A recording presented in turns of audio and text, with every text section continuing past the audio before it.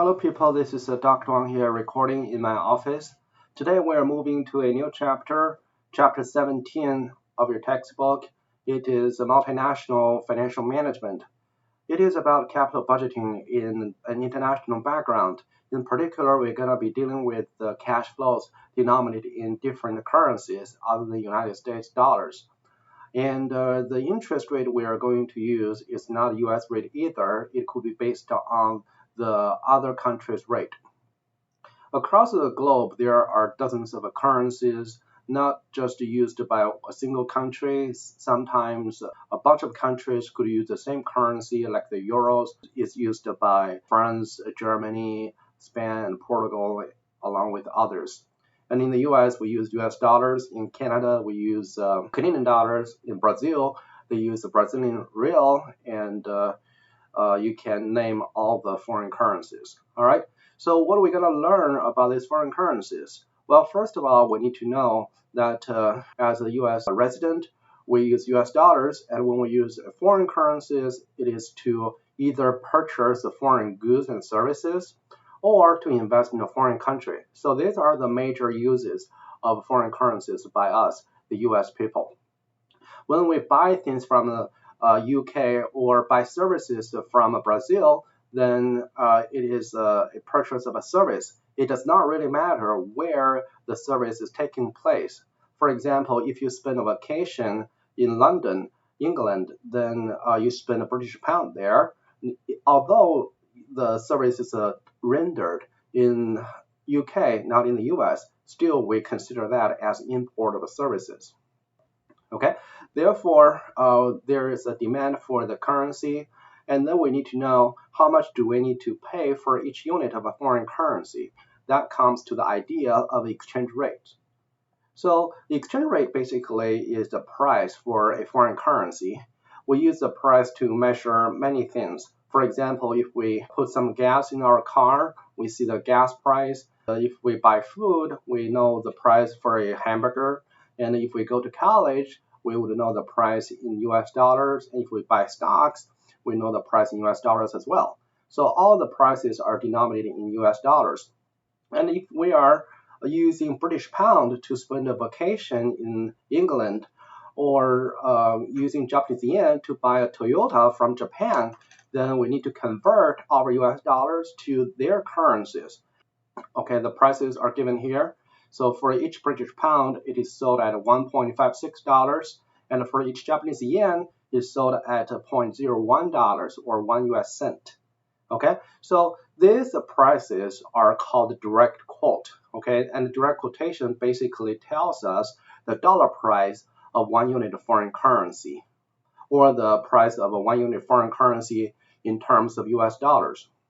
Just like the gas is $3 per gallon, the hamburger is $2 per burger. We use the amount of dollars to measure one currency, foreign currency.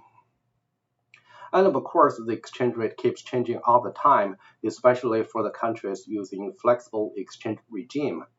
And if the currency's value go up in terms of dollars, we call it appreciation.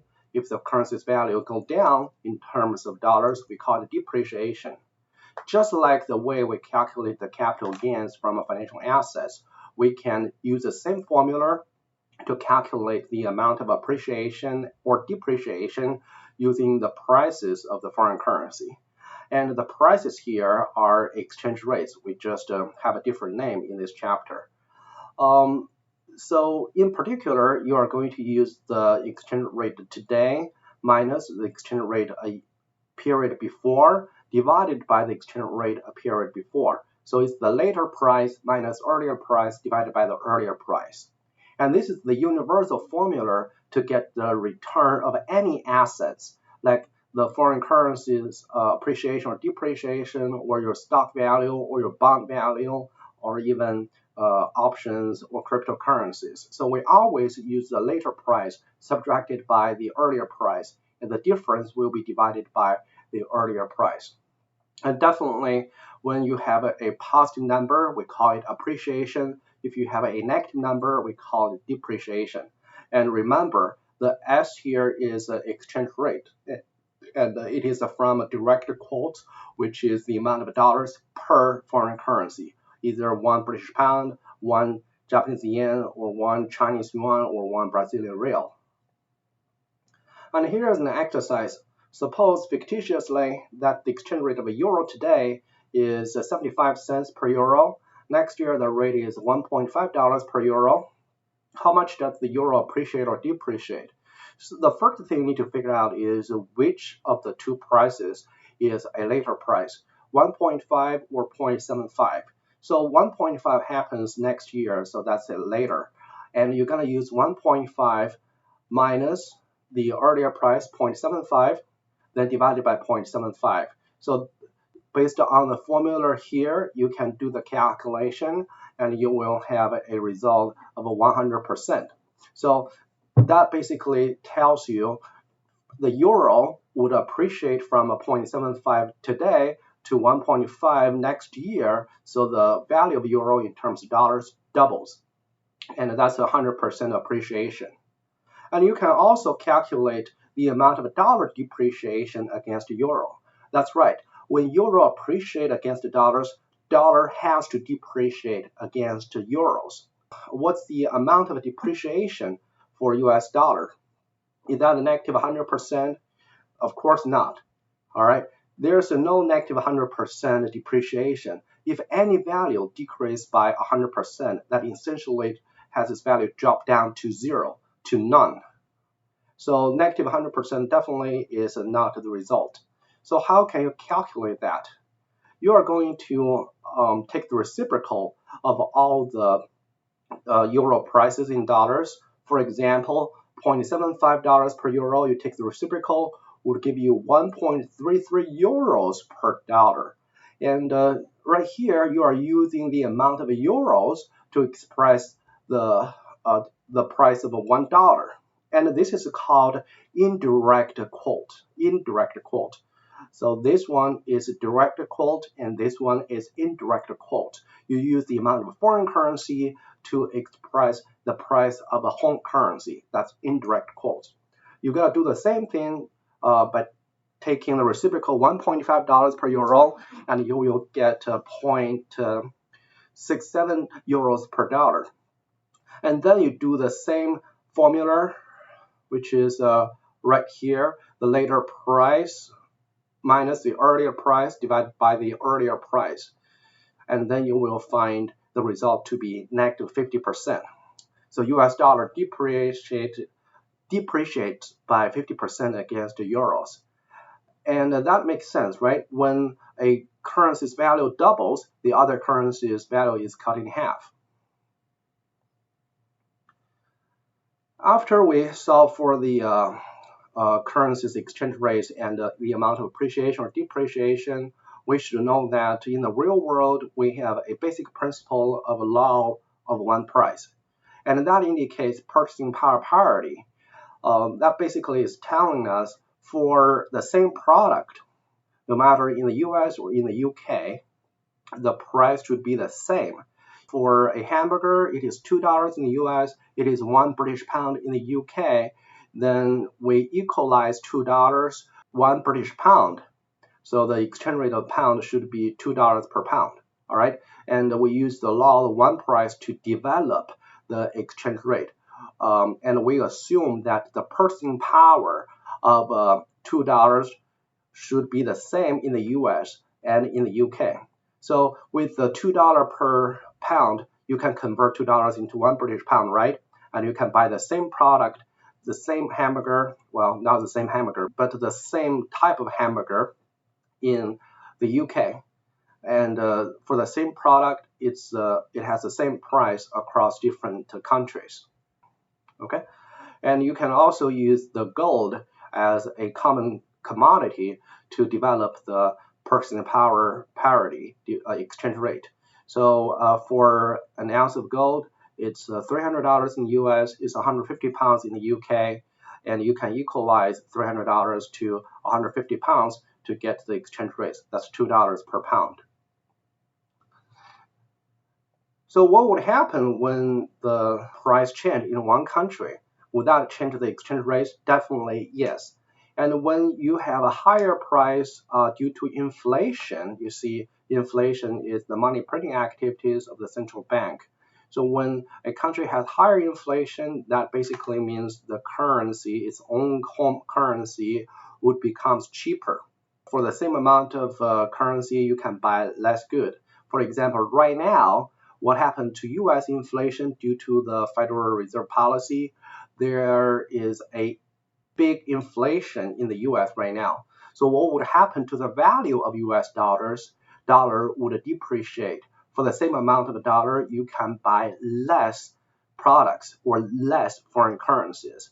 Okay, and here it comes to the scenarios which indicate the relationship between local inflation and the value of local currency. So when U.S. has higher inflation, then the U.S. price level will get higher, and relatively speaking, the UK price level will get lower. So U.S. products become more expensive, UK products become cheaper, then the U.S. would buy more from UK. That causes U.S. import to increase. And on the other hand, since U.S. product become more expensive in the eyes of the Brits, then the British would buy less from us. Therefore, the U.S. exports will decrease. All right, and the imports create a demand of a British pound. In order to buy British goods, either the Burberry trench coat or Rolls-Royce cars, you need to convert dollars to British pound, then pay the British suppliers, right? So there is a demand of British pound. So when imports increase here, then the demand of pound would increase, and that gonna lift the value of a British pound. And when export decrease, well, exports basically is the supply of a British pound. For the Brits who wants to buy us, buy our product, either the Hollywood movies or Boeing aircrafts, they need to convert British pound into US dollars. When they sell British pound to buy US dollars, then that's a supply of British pound. When that happens, when the export decrease, so that means they are selling less pounds to buy dollars to buy US products, so the supply of pounds would decrease. So when supply decrease from the declined exports, demand increase from imports increase, and what would happen to the value of the pounds? It would go up. If the British pound has value go up, then the US dollar would depreciate. When pound appreciates, then dollar would depreciate. And likewise, in the second scenario, if the home currency has a lower inflation, that would affect the imports and exports. So the home country's price is lower, the foreign price is higher, then we will buy less from the foreigners. The foreigners will buy more from us because we get cheaper now. And when we import, that's a demand of the foreign currency. When we export, then that's a supply of the foreign currency. So when demand goes down, supply goes up, the foreign currency would depreciate. All right, the price of foreign currency would depreciate due to a decreased demand of it and an increased supply of it. So when foreign currency depreciates, that means the local currency would appreciate. Okay. So if you want to skip the analysis of imports and exports and the demand supply of a foreign currency and the result on the home currency, you can basically remember the principle. The country with a higher inflation would have its currency depreciate. Okay, the country with higher inflation would have its currency depreciate. Okay, just because it prints more, then the value of it in terms of other currencies would go down. All right, if the country with a low inflation, then its home currency would appreciate. All right, if the two countries have the same inflation, then there's no appreciation or depreciation of the currency. Okay, how do we do the calculation? So right here, we assume the purchasing power parity. We assume the dollar has the same purchasing power in the US as it is in a foreign country. For a hamburger on the McDonald's dollar meal, it is $1.25, and in Chicago, and it is €1. In Vienna, Austria, it's in euro. So basically that states $1.25 has the same purchasing power as it is in the US, as it is in the Europe. Okay, you can convert $1.25 to euro to buy the same kind of product. So the exchange rate should be 1 euro equals to $1.25. And now the inflation plays a role here. If the inflation in the US is expected to be 3% next year, and the Eurozone has inflation of 5%, what will be the new exchange rate? Still, we assume the purchasing power parity. In the US, after 3% inflation, the burger price would increase by 3%, of course. It was 1.25 and now it is 3% more. In Europe, the price of one hamburger is 1 euro today, and it will be 1.05 euros a year later. So still, this amount of dollars would be equalized to this amount of euros in terms of purchasing power. And if we assume purchasing power parity, we're going to equalize the dollar amount here and the euro amount here to develop the new exchange rate. And if you do the calculation, you would have a $1.23 per euro. Is that a euro appreciation or depreciation? It should be euro depreciation. Each euro was $1.25 before, and now it's only $1.23 now. So euro depreciates. That also means dollar appreciate. From this scenario analysis, you can learn that the country with higher inflation, which is the Eurozone, would have its currency depreciate. So that is consistent with our prediction. Okay? And the amount of appreciation or depreciation of the foreign currency is roughly equal to the differential of inflations between the two countries. Right here, you will be able to calculate the amount of depreciation of euros. Use 1.23 minus 1.25 divided by 1.25, and that is roughly 2%. And 2% is the difference between the US inflation and euro inflation. Okay, so the exchange rate appreciation or depreciation equals to the amount of inflation difference. Okay, so this is the calculation to verify it.